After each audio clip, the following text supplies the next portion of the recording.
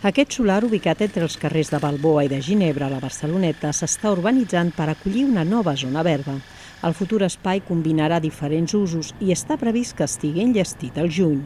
A part d'aquests espais de jocs, que no són uns jocs infantils com a tals, es preveu una zona dels urbans que seran controlats conjuntament amb els veïns, i es preveu també una zona d'estada. Serà un espai de jocs amb una imatge molt novedosa.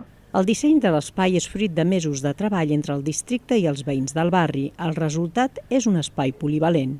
Que tothom s'hi sentís a gust, o sigui, el germà petit, el germà gran, també l'avi que potser acompanya el nen, els nens que venen per la tarda, els avis que estan pel matí, vull dir, perquè fos un reflex una mica del que es produeix a la vida, no? No podem fer parcel·les tan limitades. Aquesta futura zona verda és la primera d'aquestes característiques que tindrà Barcelona. Segons fons municipals, en funció dels resultats, se n'aniran instal·lant altres espais de la ciutat.